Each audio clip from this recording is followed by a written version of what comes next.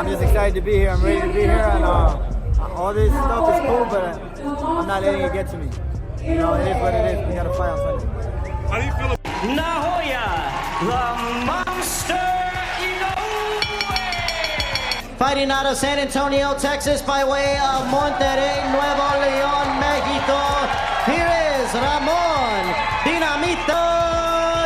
After dominating Ramon Cardenas, Naoya Inoue has made it clear that his next step is a fight with Tank Davis. If fate allows, the Japanese superstar made his long-awaited return to the United States with a media workout in Los Angeles with a clean record. Inoue showed up with the kind of energy and confidence that's become expected of him, and now his attention is already turning toward bigger names and higher weight classes, with Gervonta Davis clearly on his radar.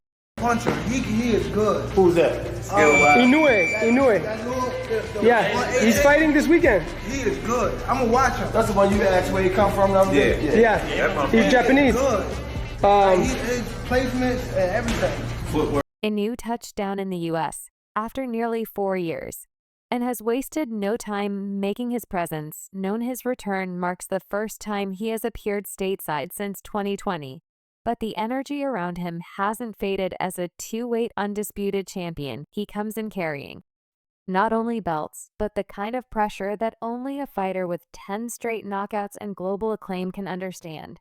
Naoya Inoue is going to knock out Ramon Cardenas. Now, yes, both have been very active, but Naoya Inoue has swimmer skill, speed, power, experience, has a way better resume, and his latest performances have also been way better. Ramon Cardenas has been in complete bumps, has a glass jaw, and his latest performances have also been trash. Ramon Cardenas. In his open workout, he gave the crowd a taste of what was coming with precise movement and explosive power that showed he hadn't missed a step since leaving American soil. He and Cardenas squared off before moving through their drills, Inoue pounding the heavy bag with the same rhythm and power that's been ending fights early for years. Inoue didn't hold back. When speaking to the press acknowledging the weight of expectations, he said he understood what the fans wanted, especially fighting on Cinco de Mayo weekend, and made it clear he wasn't just there to participate. It took me 4 years to come back to America, but I'd like to return sooner than later. Inoue said, "There is a great turnout of media today, and I'm very pleased. I know that the expectations are there, and I want to answer those expectations."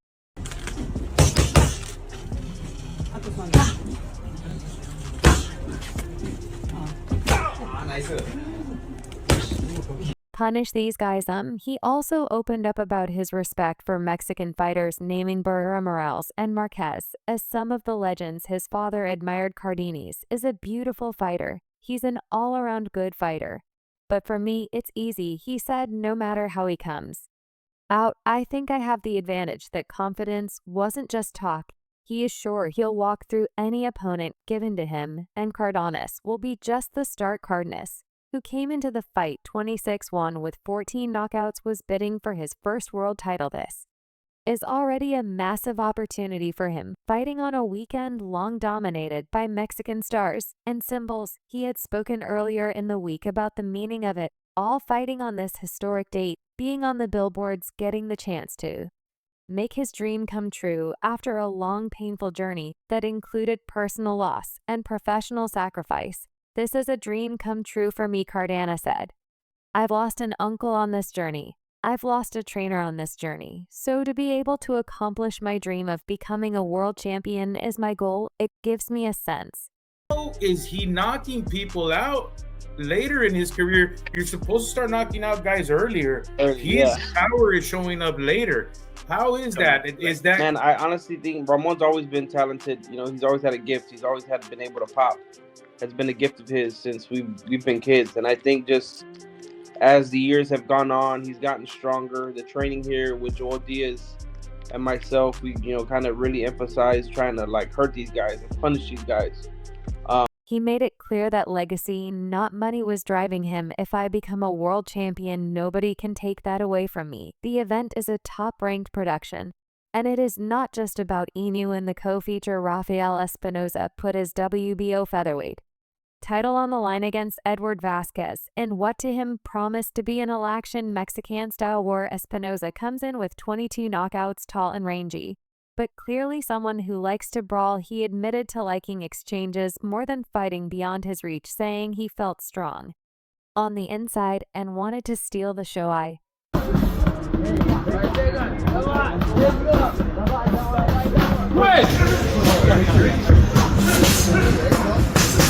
True Espinosa showed nerves and excitement in equal measure during grand arrivals. I feel butterflies in my stomach, he said. These are the dates I've always wanted to fight on. This is the place I've always wanted to fight at. For him, it isn't just about defending a title. It is about proving that he belongs on one of the sport's biggest stages. Fighting on the same night as a name like Inoue, his opponent Edward Vasquez comes in with only 4 knockouts. But he isn't lacking in confidence or hunger. A Texas-born former world title challenger, Vasquez talked about staying locked in and not letting the moment get the better of him. In the past, I felt like I've only come short by a few points in fights, he said, but Sunday night will be my opportunity to score a big point. That's what's on my mind. Me a sense of he's human. You know, like, no one's invincible, brother. No one, you know, if you get caught in the right shot, bro, like, look at me. You know, I never got dropped as an amateur, in sparring, as a pro. And I got dropped by a dude who didn't hit hard. Because the guy did not hit hard. But he just caught me with a good shot right here in the temple. And I just went down. And it was kind of like, you know, I didn't expect it. But, you know, again, it just goes to show, like, no one's invincible. Like, But it's clear that the night belongs to Inoue. The crowd responded to every move he made, and the energy from his team was clear from the moment they landed in the U.S. His trainer and father, Shingo Inoue, has admitted that he kept things sharp during camp, and the results showed in every punch thrown in. The workout reporters caught up with Inoue in the middle of the week in Las Vegas, and when asked about a potential clash with Gervonta Tank Davis, Inoue didn't dodge speaking through a translator. He has shown nothing but respect for the Baltimore-born knockout artist, saying, I have a lot of respect for him, and I'm very fond of him as a fighter, and yeah, we basically communicate on social media if possible. We can talk about that fight too. While Inoue and Davis don't fight in the same division, the weight gap isn't wide. A catchweight or a move up from Inoue could bring the two together. It's the kind of super fight that doesn't need much promotion, just names and records. Inoue, with his perfect record, his power, his technique, and his current run of knockouts. Anyone Inoue fights is in danger. Anyone who's in front of him, he's going to hit, and he's going to hurt, and he's going to finish. He does that shoulder roll. He doesn't quite do it like Mayweather, though. You better be careful doing it with Inoue. Inoue's not going to chase you here. He's going to say, aha, I see what's available down here. He's not going to. Davis, with his devastating left hand, his own unbeaten streak, and his ability to draw crowds in the U.S. like few others in the sport. There are obstacles, of course, promotional politics, networks, weight, timing, all the usual hurdles. But the fact that Inoue didn't dismiss the idea and instead acknowledge the interest openly says a lot. If fate allows, he said, that's enough for fans to start dreaming. I think Cardenas is a good, tough, durable guy with a good explosive style, which really could make Inoue think a lot, to be honest with you. He's a strong guy, durable guy. He's going to keep on coming forward no matter what. He puts his combinations together well. Inoue's going to win the fight, unanimous decision though. His counters are too good. His IQ's too good to lose. In the meantime, Inoue remains firmly in control of the 122-pound division. There aren't many challengers left who look capable of giving him a real threat. And with the way he's expressing his confidence, it's hard to see anyone at that weight slowing him down. His power is real, his precision is unmatched, and his confidence has only grown. The U.S. fans saw that firsthand this weekend as he showcased what he brings to the ring. And the broadcasters made sure his performance reached homes around the country, airing on ESPN, ESPN Deportes, and ESPN.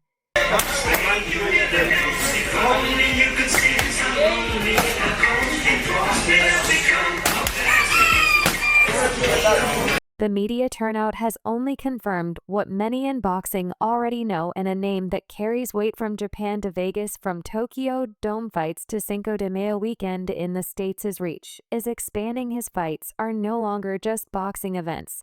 They're becoming major moments.